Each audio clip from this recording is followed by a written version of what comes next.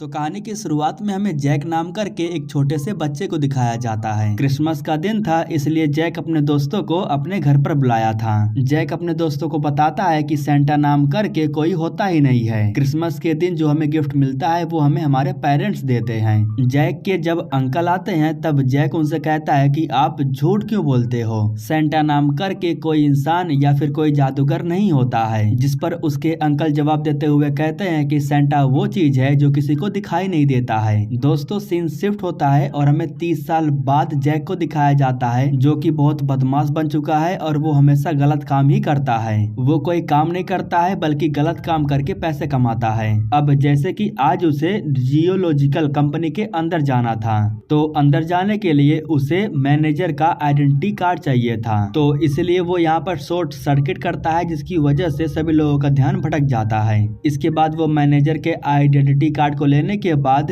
Company के अंदर चला जाता है। जब कोई अंदर नहीं था तब वो चुपके से मॉनिटरिंग रूम में जाता है। इनके डाटा को चुराने के लिए वो इनके सिस्टम में एक यूएसबी इंसर्ट कर देता है और फिर चुपके से वहाँ से बाहर आ जाता है। अब दोस्तों सीन शिफ्ट होता है और हमें एक मॉल के अंदर सेंटा को दिखाया जाता है। सेंटा के जस्ट बगल में हम एक कैलम नाम करके इंसान को देखते हैं जो कि एक प्रकार से सेंटा का बॉडीगार्ड है। यहाँ मैं आपको बता दूं कि सेंटा का एक कोड नेम भी है, जैसे कि रेड वन या फिर उसे लोग निक कह के भी पुकारते हैं। खैर अब यहाँ पर जो कैलम था वो बच्चों के द्वारा लाए हुए सारे सामानों को अच्छे से चेक कर रहा था। अगर यहाँ पर कोई फालतू गिरी कर रहा था तो कैलम उसे सेंटा से दूर भगा देता है। ये पूरी तैयारी कल के दिन के लिए हो रहा था क्योंकि कल क्रिसमस का दिन था। बच्चों से थोड़ा बातचीत कर लेने के बाद कैलम सेंटा को लेकर के यहाँ से जाने लगता है। वो सेंटा को लेकर के एक ऐसी जगह पर आता है जहाँ पर आर्मी का एक बेस था। बेस कैंप के अंदर जाने के बाद सेंटा अपने बग्गी के पास जाता है। सेंटा जाकर के अपने बग्गी पर बैठता है और नॉर्थ पोल के लिए रवाना हो जाता है। उसकी बग्गी की स्पीड एक रॉकेट से भी काफी ज्यादा तेज थी। पल भर में मीलों दूर की सफर को तय करने के बाद वो नॉर्थ पोल में एंटर करता है। ठीक उसी वक्त सेंटा की जो लोकेशन थी वो सैटेलाइट के जरिए जैक के सिस्टम में शो होने लगता है। अब जैक इस लोकेशन को ट्रैक करने के बाद इस लोकेशन को अपने डीलर को बेच देता है, जिसके बदले में उसे अच्छे खासे पैसे मिलते हैं। इधर जो सेंटा थे वो एक बैरियर को खोलने के बाद एक ऐसी दुनिया में एंटर करते हैं जिससे इंसान अनजान है और इस दुनिया के बारे में कोई नहीं जानता है। एक प्रकार से आप मान सकते हो कि ये एक जादुई दुनिया है। यहाँ जोरों शोरों से तैयारी हो रही थी क्योंकि कल के दिन क्रिसमस था और बच्चों को गिफ्ट बांटना था।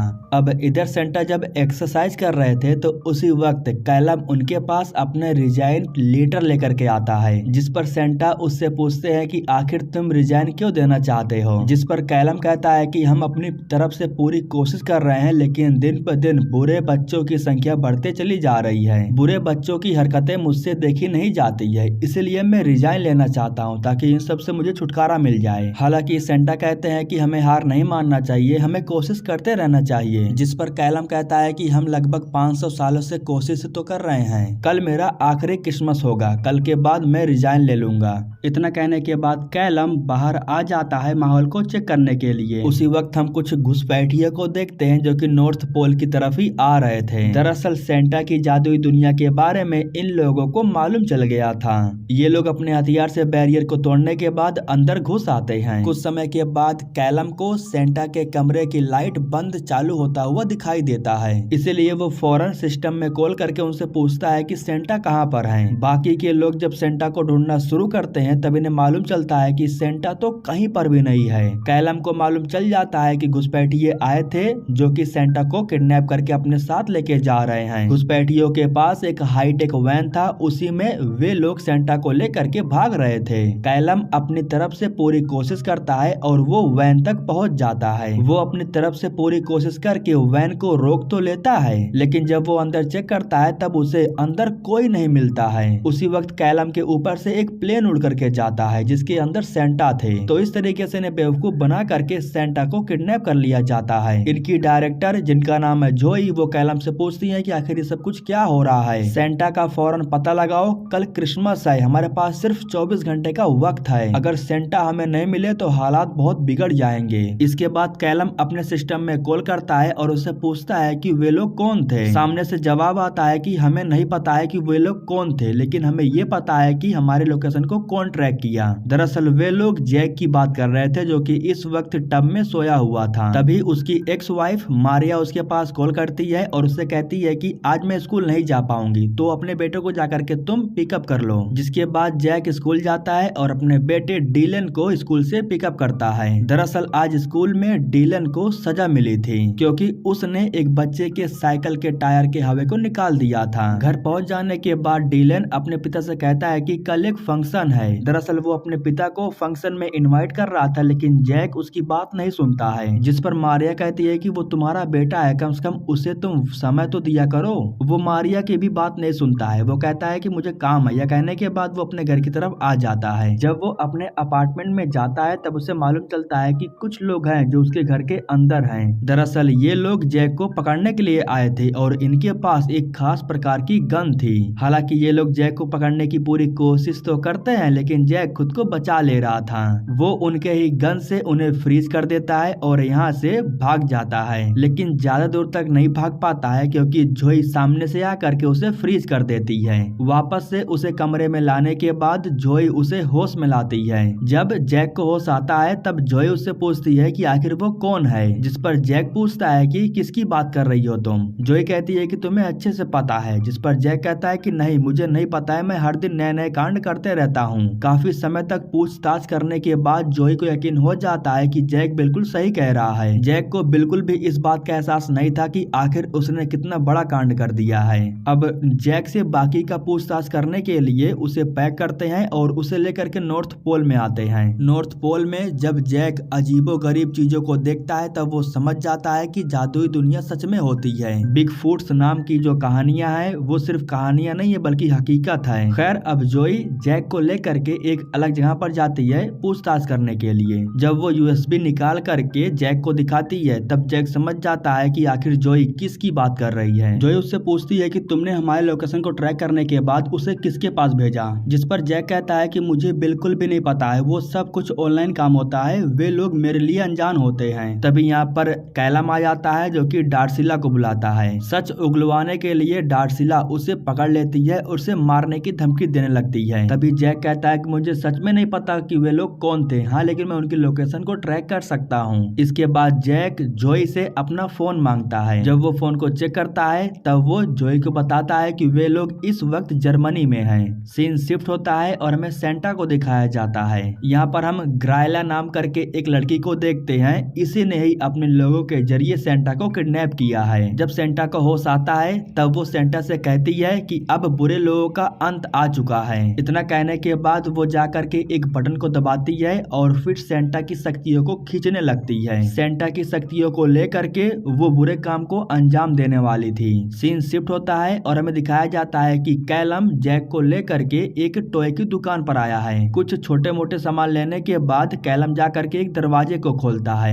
दोस्तों, ये दरवाजा एक प्रकार से पोर्टल की तरह काम कर रहा था। इन दरवाजों का इस्तेमाल करके कैलम एक जगह से दूसरी जगह जाता था। इस तरीके से ये लोग पल भर में जर्मनी पहुंच जाते हैं। यहाँ कैलम एक टॉय को नीचे रखता है और अपने हाथ में लगे गैजेट से जादू करता है, जिसकी वजह से वो कार बड़ी हो जाती है। यह देख करके जैक काफी हैरान हो जाता है। कैलम के कहने पर जैक उस लोकेशन पर आता है जहाँ वे लोग इन्हें मिलने वाले थे, जिस इंसान को जैक ने डाटा बेचा है। यहाँ पर हम 3 लोगों को देखते हैं जो कि उस इंसान के बॉडीगार्ड्स हैं। उस इंसान से मिलने से पहले इन्हें बॉडीगार्ड्स को हराना होगा। बॉडीगार्ड कहते हैं कि तुम उससे नहीं मिल सकते हो, जिसके बाद कैलम अपना जलवा दिखाना शुरू करता है। वो बड़े से छोटा, छोटे से बड़े हो करके इन लोगों को घुमा घुमा के मार रहा था। पल भर में वो इन सब की हालत खराब कर देता है और फिर उसकी मुलाकात होती है ब्रोकर से। ब्रोकर वही इंसान है जिस इंसान को जैक ने डाटा बेचा है। ब्रोकर शरीफ बन रहा था, लेकिन तभी जैक कहता है कि कल रात को मैंने ही तुम्हें वो डाटा बेचा था। कैलम उससे पूछता है कि तुमने वो डाटा किसको बेचा, बस उसका नाम बता दो। ब्रोकर नाम नहीं लेता है बल्कि उसका नाम रेत पर लिख देता है। उसका नाम ग्रायला था और जैक उसका नाम ले लेता है, जिसकी वजह से ग्रायला इन लोगों को सुन लेती है और इनकी लोकेशन के बारे में उसे मालूम चल जाता है। वो पल भर में ब्रोकर के शरीर को पजेस्ट कर लेती है और कैलम से कहती है तुम लोग कई साल से बहुत मेहनत कर रहे हो, अब तुम लोगों को आराम करना चाहिए। इस क्रिसमस मैं उन सभी बच्चों को सजा दूंगी जो झूठ बोलते हैं, कानून तोड़ते हैं और अच्छा बनने का दिखावा करके लोगों को धोखा देते हैं। इतना कहने के बाद पूरा मौसम साफ हो जाता है और तभी समुद्र के अंदर से एक एक बस चल करके बाहर आती है। कैलम उस बस के करीब जा रहा था तो उसी वक्त उस बस के अंदर से 3 स्नोमैन बाहर निकलते हैं। इन स्नोमैन को ग्रायला ने ही भेजा था। अब यहाँ पर जो जैक था वो ब्रोकर को लेकर के भागता है क्योंकि ब्रोकर ही इनकी आखिरी उम्मीद था। कैलम स्नोमैन से फाइट करता है और इन्हें मारता है, लेकिन ये लोग मरने का नाम ही नहीं ले रहे थे। ये लोग फिर से जिंदा हो जा रहे थे, खुद को ठीक कर ले रहे थे। फाइट के दौरान एक स्नोमैन आकर के ब्रोकर को फ्रीज कर देता है। इधर जो कैलम था वो स्नोमैन के नाक पर लगे हुए कैरेट को जैसे ही निकालता है तो उसी वक्त स्नोमैन पिघल करके नीचे गिर जाता है। मतलब कि अगर इनके नाक से कैरेट को निकाल दिया जाए तो ये अपने आप ही खत्म हो जाएंगे। इधर एक स्नोमैन जैक के ऊपर हमला करने के लिए आ रहा था, लेकिन तभी कैलम उसके नाक से कैरेट को निकाल देता है, जिसकी वजह से वो पल भर में खत्म हो जाता है। अब कुछ समय के बाद जोई अपनी स्पेशल टीम को लेकर के यहाँ पर आती है, लेकिन जैसे कि ब्रोकर जम चुका था तो इनके पास अब कोई सबूत नहीं था। उसी वक्त कैलम के दिमाग में एक आइडिया आता है। वो अपने सिस्टम में चेक करता है कि आखिर कौन कौन सी जगह पर शक्तियों का इस्तेमाल हो रहा है। यहाँ उसे मालूम चलता है कि जर्मनी के एक कोने में लगातार शक्तियों का इस्तेमाल किया जा रहा है और इन शक्तियों का इस्तेमाल करने वाला कोई और नहीं बल्कि सेंटा का भाई क्रैम्पस था। अब इसके बाद जो कैलम था वो जैक को अपने साथ ले करके क्रैम्पस से मुलाकात करने के लिए उसके इलाके में जाता है। कुछ समय के बाद जैक और कैलम एक लोकेशन पर पहुंचते हैं। यहाँ पर एक दरवाजा था। दरवाजे के खोलने के बाद ये लोग पोर्टल का इस्तेमाल करके नर्कलोक में पहुंच जाते हैं। उसी वक्त यहाँ पर कुछ लोग आ जाते हैं जो कि इन्हें पकड़ करके क्रैम्पस के पास लेकर के जाते हैं, जहाँ हम देखते हैं कि क्रैम्पस इस वक्त अपने दोस्तों के साथ स्लैप वाला गेम खेल रहा था। उसके थप्पड़ को कोई बर्दाश्त नहीं कर पाता है और इस गेम को उसके अलावा और कोई जीत भी नहीं सकता है। यहाँ पर जब क्रैम्पस कैलम को देखता है तो वो थोड़ा गुस्सा हो जाता है और कहता है कि तुम्हें यहाँ आना सख्त मना है, तुम यहाँ क्यों आए? जिस पर कैलम बताता है कि तुम्हारे भाई किडनैप हो चुके हैं और मुझे पूरा शक है कि सेंटा को तुम्हारी महबूबा ग्रायला ने ही किडनैप किया है। मैं बस ये जानना चाहता हूँ कि क्या वो यहाँ पर आई थी? जिसके बाद क्रैम्पस कहता है कि उसने मुझे सालों पहले एक गिफ्ट दिया था, उसी गिफ्ट को लेने के लिए वो यहाँ पर आई थी। जब कैलम उस गिफ्ट के बारे में पूछता है तब क्रैम्पस बताता है कि वो एक साधारण सा कांच का गोला था। यह सुन करके कैलम में थोड़ा आश्चर्य हो जाता है। वो सोचता है कि आखिर उस गोले का वो करने क्या वाली है। खैर उसी वक्त क्रैम्पस कहता है कि तुम लोग अब यहाँ से नहीं जा सकते हो। कैलम कहता है कि मुझे जा करके सेंटा को ढूंढना होगा, कल क्रिसमस है, लेकिन क्रैम्पस उसकी बात नहीं मानता है। उसी वक्त जैक के दिमाग में एक आइडिया आता है। वो क्रैम्पस से कहता है कि कैलम तुम्हारे साथ वो स्लैपिंग वाला गेम खेलना चाहता है। अगर तुम जीते तो हमें यहाँ पर रख लेना, लेकिन अगर हम जीत गए तो हमें यहाँ से जाने देना। अब ना चाहते हुए भी क्रैम्पस को ये गेम खेलना होगा क्योंकि लोगों के सामने उसकी इज्जत का सवाल था, तो इसलिए वो इनके साथ गेम खेलने के लिए तैयार हो जाता है और इनकी जो शर्त थी वो भी मान लेता है। अब कैलम और क्रैम्पस ये दोनों आमने सामने थे और कैलम सबसे पहले थप्पड़ मारता है, लेकिन क्रैम्पस को कोई फर्क नहीं पड़ता है। लेकिन इसके बाद जब क्रैम्पस उसे थप्पड़ मारता है तो कैलम काफी दूर जाकर के गिरता है और उसके मुंह में सूजन आ जाता है। पहले ही राउंड में कैलम को चक्कर आने लगे थे। अब दूसरे राउंड में कैलम को फिर से क्रैम्पस को थप्पड़ मारना था, लेकिन तभी जैक कैलम के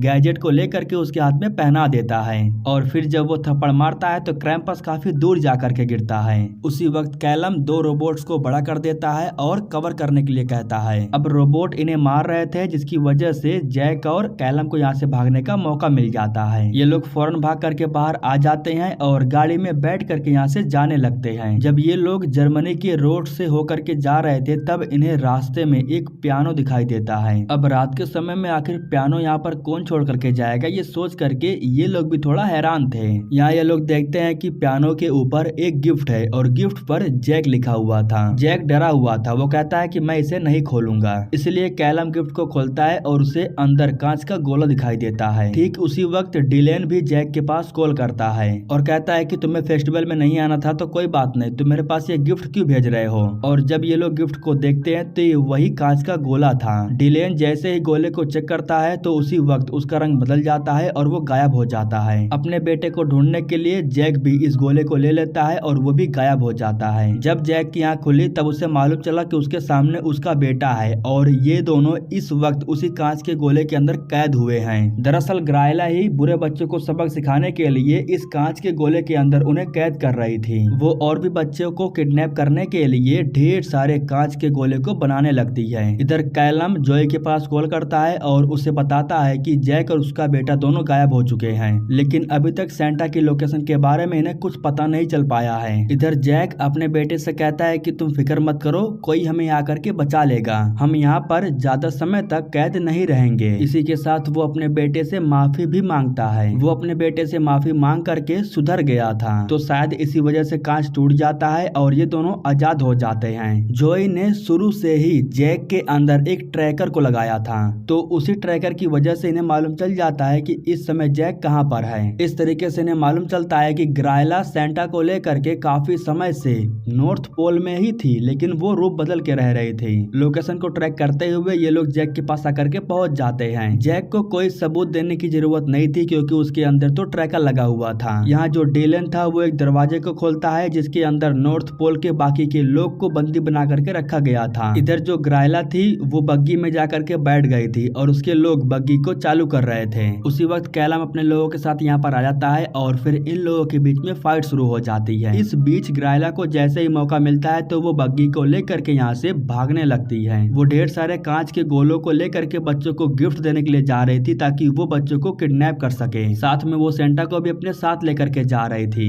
जैक और कैलम जब उसे रोकने के लिए आते हैं तब वो दोनों को उठा करके फेंक देती है। इस बीच जैक बग्गी से जा करके लटक जाता है। बग्गी में लगे हुक को वो लातों से बार बार मार रहा था। लगातार ऐसा करने की वजह से जो बग्गी थी ना वो अलग हो जाती है, जिसकी वजह से वो बग्गी को लेकर के इंसानों की दुनिया में नहीं जा पाती है, बल्कि दोबारा से नॉर्थ पोल में आकर के गिर जाती है। कैलम उठता है और फौरन जा करके सेंटा को बाहर निकालता है। वो सेंटा को होश में लाता है और देखता है कि वो बिल्कुल ठीक ठाक हैं। ठीक उसी वक्त ये लोग देखते हैं कि अब ग्रायला अपने असली चुड़ैल वाले रूप में आ गई है। वो कैलम से कहती है कि मैं सेंटा को लेकर के ही यहाँ से जाऊंगी। इतना कहने के बाद वो कैलम पर हमला करने के लिए जा रही थी, लेकिन उसी वक्त यहाँ पर क्रैम्पस आ जाता है जो कि लगातार उस चुड़ैल के ऊपर हमला करने लगता है। दरअसल वो भी यहाँ पर अपने भाई की तरफ से लड़ने के लिए आया था, लेकिन जो ग्रायला थी वो क्रैम्पस को अपने पूंछ से पकड़ने के बाद उसे उठा करके दूर फेंक देती है।